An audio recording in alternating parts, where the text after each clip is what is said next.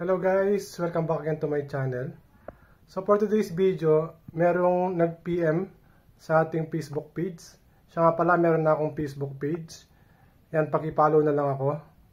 Ilagay ko na lang sa description yung Facebook page natin. So meron nag-PM doon. Sabi niya, nag-request siya kung pwede daw matignan yung wattage niya, kung gaano kataas, yung pinakamataas na wattage niya, kung naka 20 yung temperature niya. So ngayon gagawin natin yung request ng subscriber natin. So yan, Sir Marco Di Malanta, shoutout sa iyo. So ito na yung video na ni-request mo. So yan, ito yung power meter ko. Okay? So yan, i-on na natin. I-on ko na yung aircon. Yan. So lagay natin sa 20.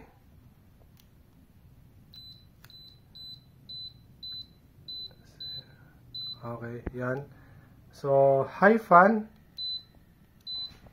Yan. So yan, yung wattage niya. Yung temperature sa labas ay 32. Yung temperature sa room ay 29. So yan. So hindi ko na puputulin tong video na to para makita mo diretso. Yan. Sabi niya kung pwede daw matignan siya ng hanggang 3 to 5 minutes kung gaano kataas yung wattage niya kung naka 20 yung temperature niya. So yan, tumataas na. Yan sir, kita mo naman sa taas kung ilang minutes na siya.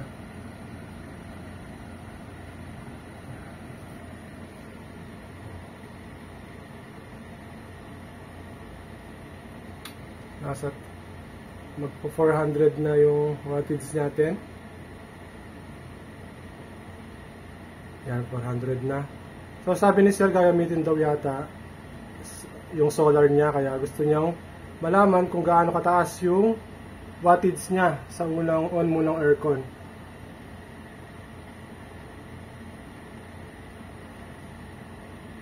Sana hindi tayo maubusan ng memory.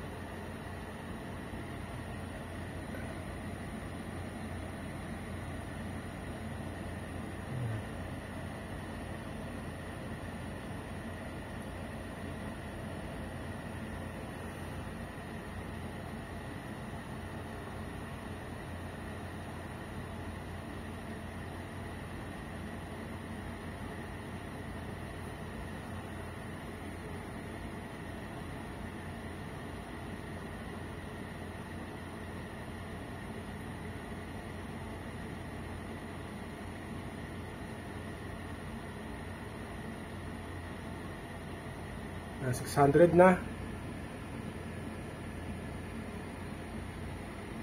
Tatas pa yan kasi para mapabilis niyang mapalamig yung room natin.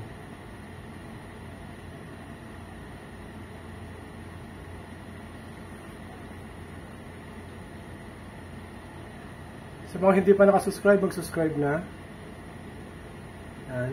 Tapos kung meron kayong mga question, pag-comment na lang sa baba, sa comment section. Meron kayong mga request guys, pakilagay na lang sa comment section. Yung Facebook page natin, paki-follow na lang. Pwede kayo magtanong doon. Tsaka pwede yung i-send sa akin yung mga question nyo, tsaka yung mga videos. Meron kayong mga videos na may problema yung aircon nyo. Tignan ko kung matutulungan ko kayo. So itong kay sir, request lang niya. Dahil mahal natin yung mga subscriber natin. Siyempre, magbibigyan natin sila. Saka nagpapasalamat din ako sa support nila.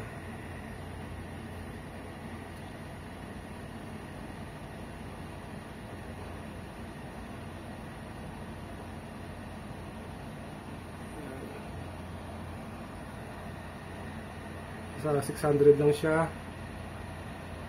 Tingnan natin kung tataas pa yan. So sabi ni sir, gagamitin lang daw niya yung aircon niya sa gabi. So pag gabi, malamig yung panahon nun. So mas mababa yung wattage niya. Matipid talaga pag gabi.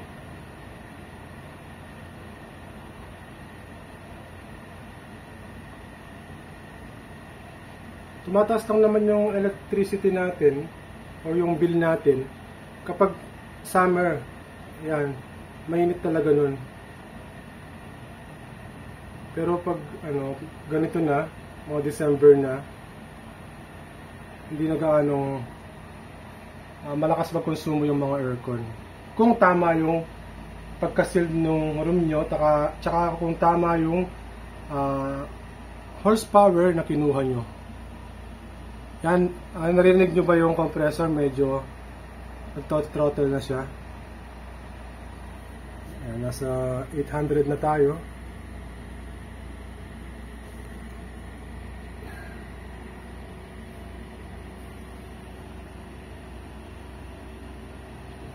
So yung time natin ay alas 12 na, sakto.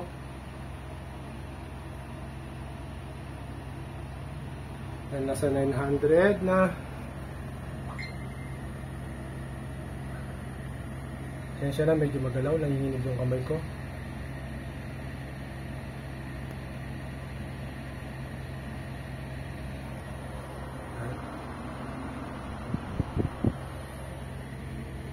Kailangan ko na palang linisin yung filter ko. Kapag nakita nyo to, kailangan nyo na linisin yung filter nyo. So indicator lang yon. After nyong malinisan yung filter, press nyo lang ulit para mawala yung orange. Para mag-reset yung time.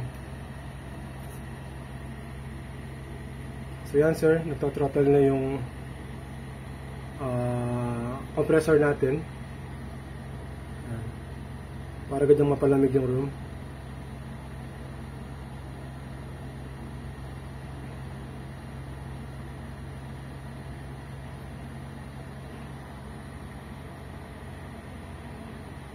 Tumataas pa yung wattage niya. Yan, nasa 1,000 na. Yan.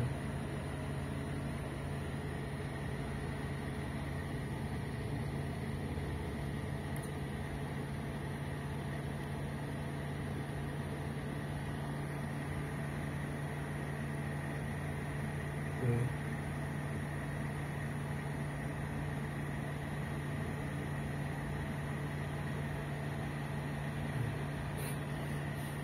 Review mo lang to, sir, yung video na to. Kung kailan siya tumaas, kung kailan siya bababa. So mamaya tignan natin bababa siya.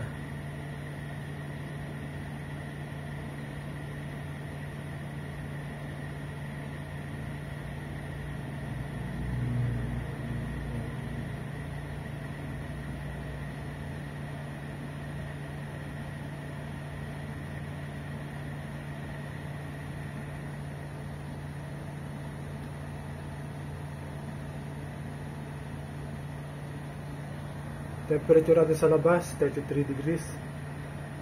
Yan.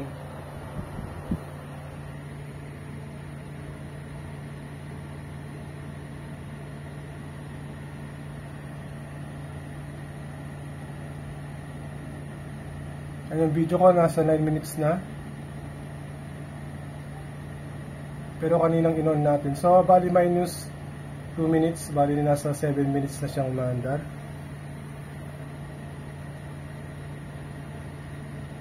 Maya-maya lang bababa na yan. Pero hindi aabot ng 1 to to. Hindi aabot ng 1 to. Yan, hindi pa umaabot ng 1100 watts.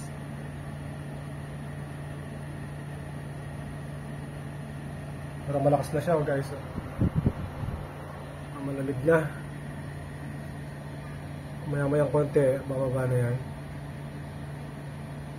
So, kailangan talagang malaman natin yung behavior ng mga aircon natin.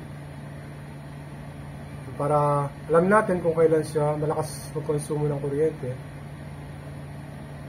Alam mo naman umiingay yung aircon, ibig sabihin nagtatravel yung compressor niya. So pag ganun, malakas siyang kumuha ng kuryente.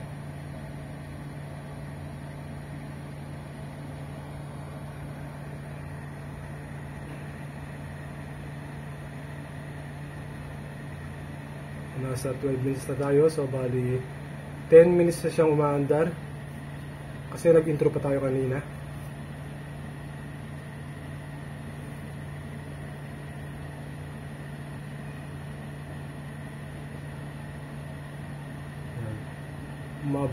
Mababa na siya ng pakunti-kunti.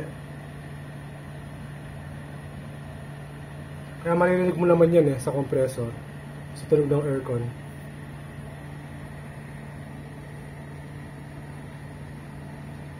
Lumalamig na. So bumaba na rin yung temperature natin. Bumaba na yung temperature natin, nasa 28 degrees na tayo. So yung sinet natin 20. So matagal talaga siyang magbabad sa mataas na wattage kasi malayo yung current temperature ng room nyo dun sa sinet nyo temperature sa aircon nyo. Kaya medyo matagal talaga siyang magbabad dito sa mataas na wattage.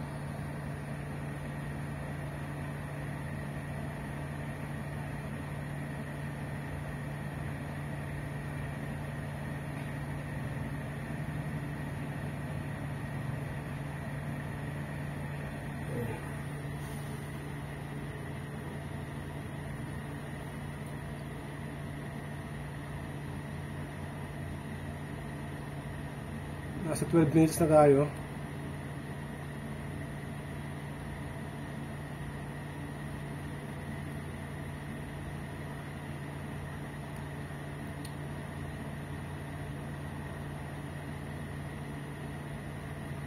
Minutes.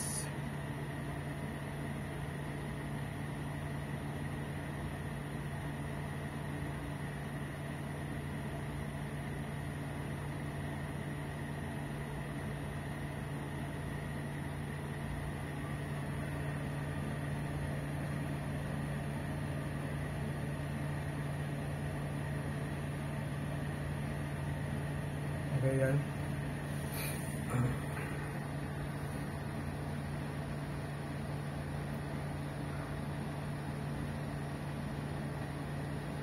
Yan sir, nasa 15 minutes na tayo. Kaya matagal talaga siyang nasa mataas na wattage kasi tulad na sabi ko kanina, malayo kasi yung sinet natin na desired temperature dun sa current temperature natin. Nasa 9 degrees kanina. Kanina kasi nasa 20 degrees yung current temperature natin sa room. Tapos sinet natin ay 20 degrees. So, 9 yung difference. So, kailangan habulin niya yung sinet mo na temperature sa room mo. Ang ganyan lang, sir. Diyan lang siya nagbababad sa 1,000 tsaka 30 or 40 watts. Ganun. So, yan. After 16 minutes, nandiyan pa rin siya.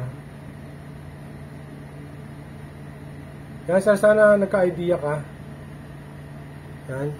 So, siguro, hindi ko na hintayin na umaba pa yung wattage niya. Kung gusto lang naman makita ni sir, ay 3 to 5 minutes. Gusto ko pa sanang i-video to kaso baka maubusan tayo ng memory. Yan sir, sana nakatulong tong video na to. Yan. Matagal talaga siya magbabad dyan dahil nga tulad na sabi ko kanina, malayo yung temperature na sinet natin dun sa current temperature. So yan, bababa na siya. Yan. So hintay pa tayo ng konti. Nasa 19 na. 2019. Kasi nasa-sense na ng aircon na lumalamig na yung room natin. Kaya bumababa na yung wattage niya. So stop ko na din tong video na to. Yan, kasi mahaba lang. Baka mahirapan ako mag-send kay sir. And guys, kung meron kayong mga question, pag-comment na lang kayo sa comment section. Kung meron kayong mga request, yan, comment na din kayo sa comment section. Kung hindi ka pa nakasubscribe, mag-subscribe ka na. I-click mo yung notification bell para ma-notify ka sa mga susunod ko pang mga video. Okay. Okay guys, hanggang dito na lang. Sir, ito. Hanggang dito ka na lang, sir. Siguro babalitaan na lang kita. Okay. Bye.